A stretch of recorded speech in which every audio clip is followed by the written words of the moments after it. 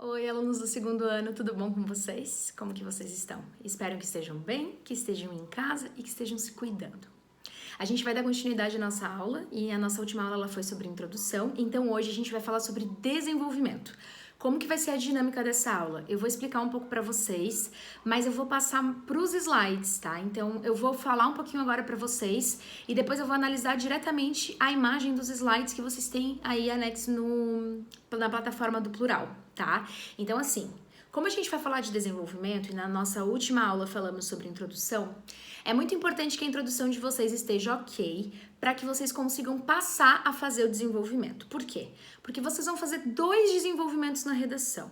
Cada um deles vai ter mais ou menos aí umas 9 linhas, tá? Então não é regra, não é obrigatório, mas eles vão ter aproximadamente 9 linhas, pensando num vestibular da UFSC, num vestibular da CAF ou da UDESC, ou qualquer outra prova que vocês venham a fazer no país, tá? Então, o desenvolvimento sempre vai ser o parágrafo mais importante, o parágrafo principal nesses vestibulares.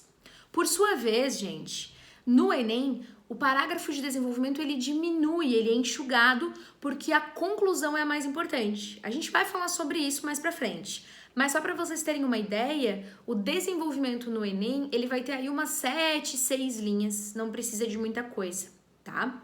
Agora, independente de ter 7 linhas ou 9 linhas, o desenvolvimento ele sempre vai ter a mesma estrutura, independente de para qual vestibular vocês vão escrever. Ou seja, ele sempre vai ter que ter 3 partes, tá? Eu vou falar depois, quando vocês estiverem olhando o slide, que também tá aí pra vocês, mas eu vou colocar nesse vídeo o slide e vocês vão me acompanhar com áudio, tá? Eu vou gravar em cima a minha voz explicando cada página desse slide, para vocês poderem entender.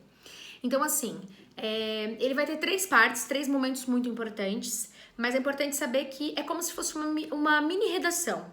Tem uma espécie de introdução para iniciar o desenvolvimento do desenvolvimento, que então é a parte onde vocês discutem o assunto, e tem a conclusão da ideia, tá bom?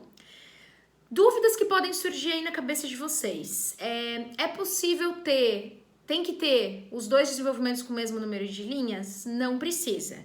Você pode ter um com 9, um com 8, um com 9, um com 7. Mas existe uma regra muito importante.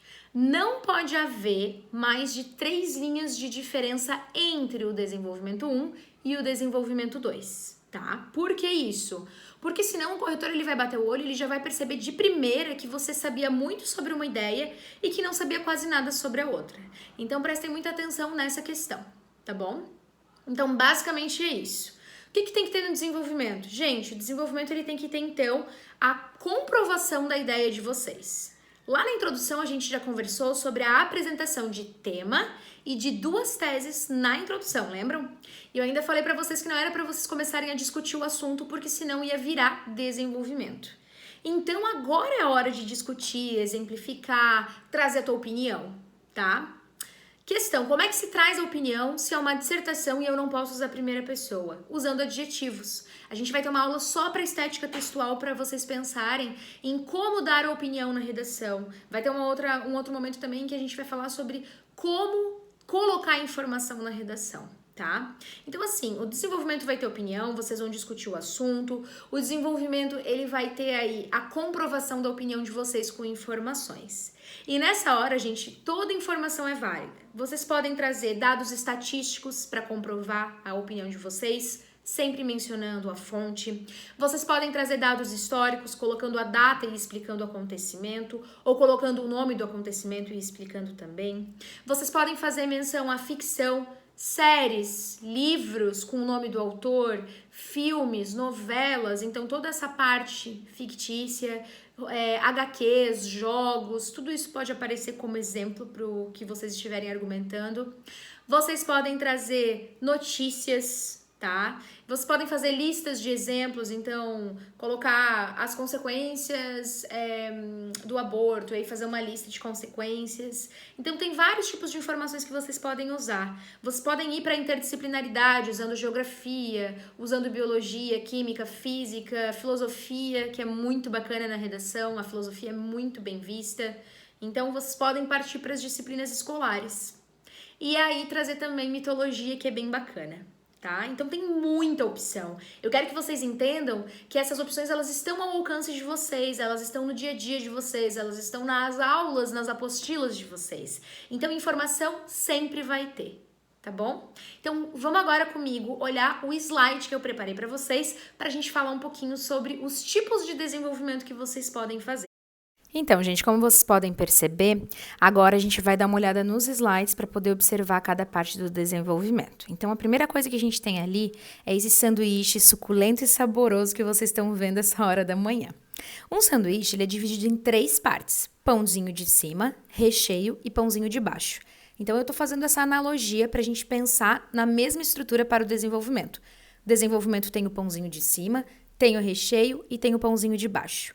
E o que tem no pãozinho de cima do nosso sanduíche desenvolvimento? A primeira parte, a primeira frase do desenvolvimento de vocês, ela vai ter sempre uma espécie de introdução. Então, vocês vão colocar um conectivo, por exemplo, nesse contexto, supondo que estão falando sobre um tema como a prostituição, nesse contexto de prostituição, e aí vocês vão trazer a tese. Vamos supor que a gente vai discutir a parte do glamour da prostituição e no desenvolvimento 2 a parte marginalizada da prostituição. Então, nesse contexto da prostituição, percebe-se um viés que é glamourizado principalmente pela mídia. Ou seja, o pãozinho de cima introduz aquilo que agora vocês vão falar nesse desenvolvimento. O recheio, vocês estão vendo aí uma alface, um tomate, um queijinho, um molho. E aí esse recheio é a parte das informações. Esse recheio ele é variado justamente porque vocês podem trazer informações variadas. Que informações cabem aí? História, notícia, algum dado estatístico de alguma pesquisa que foi feita, referência a algum livro, alguma série, filme, música. De repente trazer alguma fala de algum especialista no assunto, alguma lei, tudo é válido como informação para comprovar por que a prostituição é glamourizada na mídia. No final, precisa ter um pãozinho para segurar tudo que foi falado. Por isso, a estrutura de sanduíche. Porque lá embaixo, para segurar as informações e as ideias, vocês vão fazer uma frase final. Vão colocar um conectivo, então logo, e vão fazer uma frase final de análise de vocês sobre o assunto da glamourização. No desenvolvimento 2, falando da parte de marginalização, vocês fazem comentários sobre a marginalização e trazem informações sobre a marginalização. Então, esse pãozinho de baixo é logo, a realidade é maquiada por um sistema midiático que não aborda o lado obscuro e terrível da prostituição. Então, é um comentário obscuro, tenebroso, terrível, com adjetivos que mostram o que eu penso sobre essa situação. Terminado o desenvolvimento 1, eu vou passar para o 2 e eu começo também com conectivo. Além dessa situação, há o outro lado. Então, esse é o começo do desenvolvimento 2, que é o do preconceito, da violência e da marginalização das classes baixas frente à prostituição. Então, o que eu fiz? Eu trouxe um pãozinho de cima e agora eu vou rechear com informações que tenham a ver com essa ideia da prostituição marginalizada e ponho um pãozinho embaixo e no lugar do logo eu posso usar, por exemplo, o assim, o portanto, o desse modo, o dessa forma. A gente vai ter uma aula só para conectivos. Então agora eu vou mostrar para vocês alguns modelos de desenvolvimento. Esse é baseado na ideia de causas e consequências. Olha só.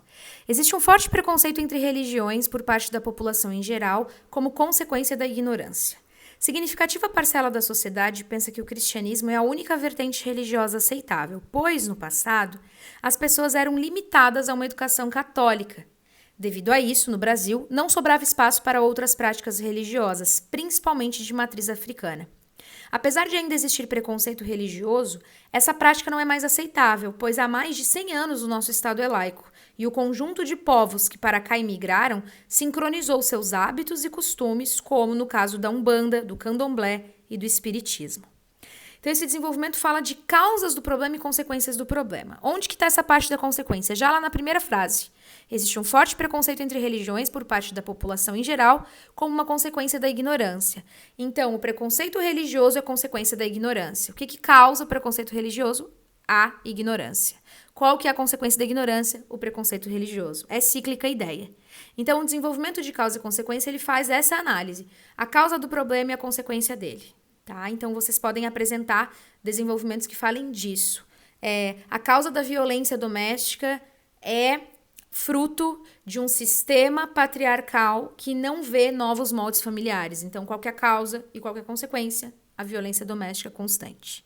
Então, esse é um tipo de desenvolvimento que vocês podem fazer na redação, que é um jeito bastante interessante, tá bom? Vamos para outros agora. O outro tipo de desenvolvimento é um de exemplificação e ilustração. Olha só, a redução da maioridade penal não impedirá que jovens entrem no mundo do crime se as causas persistirem. Pobreza, falta de educação, saúde, lazer e família. Essa situação é vista no filme Cidade de Deus, que mostra a vida difícil das crianças na periferia do Rio de Janeiro, as quais, devido à falta dessas condições básicas, envolvem-se com o crime. Essa realidade, apresentada no longa-metragem, que evidencia a realidade brasileira, prova o quanto a carência desses recursos básicos pode determinar o futuro dos jovens no Brasil. Vocês percebem aqui que já não é mais de causa e consequência, é um desenvolvimento onde a informação trazida no recheio do nosso sanduíche é um filme, que poderia também ser um livro, poderia ser uma música, uma pintura, uma outra obra de arte, tá? Mas a exemplificação e ilustração é você mencionar o longa-metragem, por exemplo. Longa-metragem é sinônimo de filme. Por que não usou filme? Porque já tinha usado ali, essa situação é vista no filme. Então aqui a pessoa utilizou o filme para exemplificar essa ideia de marginalização e do mundo do crime. Vocês podem, como ilustração, como ficção, trazer então séries, livros que foram lidos por vocês ao longo da formação educacional, referência a pinturas, trechos de música, trazer séries, filmes, novelas, tudo isso pode entrar na ilustração, tá bom, gente? A gente vai ver um que é uma analogia. Olha só que bacana. A terceira lei de Newton enuncia que para cada ação há uma reação. Isso não acontece só na física, mas também nas relações humanas em geral. Alguém é desrespeitado e sente a necessidade de, para sentir-se menos lesado, responder da mesma forma. Se a intolerância for somada a isso, todos os limites são ultrapassados. É o que causa grande parte dos conflitos atuais. A exemplo disso, tem-se a decapitação de ocidentais por militares do Estado Islâmico. Ato esse que foi resposta aos ataques dos Estados Unidos ao grupo que dominou territórios na região do Iraque e busca instaurar um Estado fundamentalista islâmico.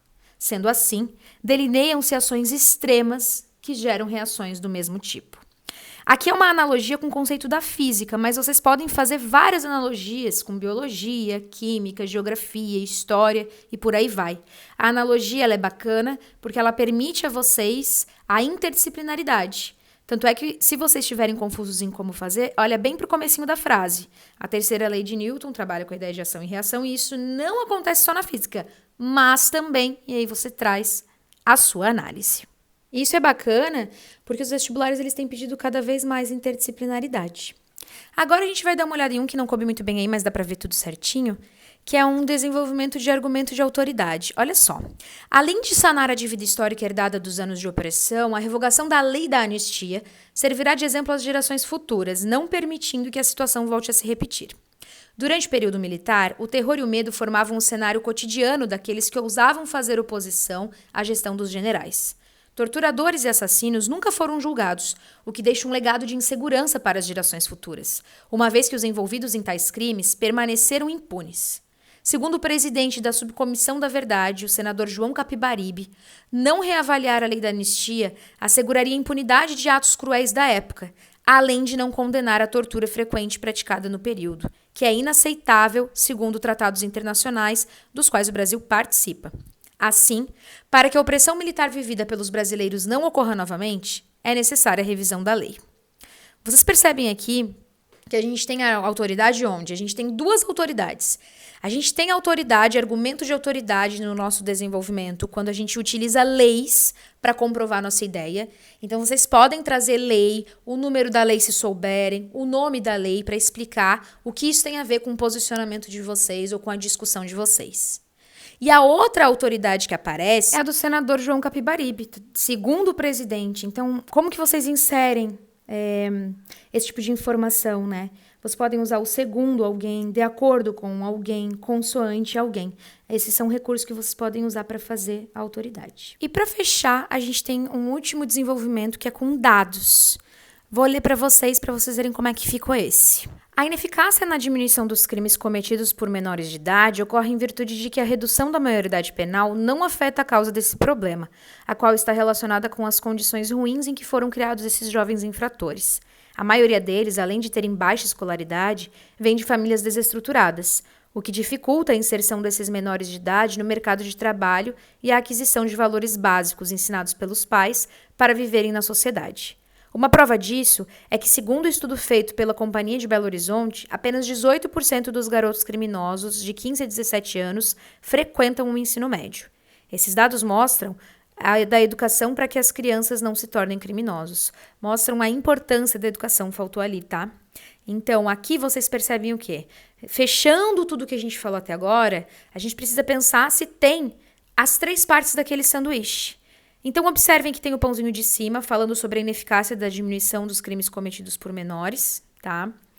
A gente tem o recheio disso, que é a informação estatística ali. O dado, ele é um número, tá, gente? A estatística ali de 18%, que sempre tem que ter a apresentação da fonte que fez o estudo. Então, segundo o estudo feito pela Companhia Belo Horizonte, de acordo com investigação desenvolvida por... Então, sempre tragam elementos que mostrem que vocês vão citar alguém, coloquem o número, 18%, 30%, vocês podem colocar fração sempre por extenso, tipo 1/3, mas isso é a estatística, tá, gente? Que é mais uma maneira de vocês trazerem a informação de vocês. E vocês vão perceber que tem ali a estatística e, por final, tem uma frase, que é o pãozinho de baixo do nosso sanduíche. Então, os desenvolvimentos que a gente viu até agora, além de mostrar para vocês os tipos de informações que podem estar aí, tem toda essa estrutura que a gente analisou nessa nossa aula de desenvolvimento. Tá bom, gente? Então, esses são os exemplos. Gente, então essa foi a nossa aula de hoje, tá?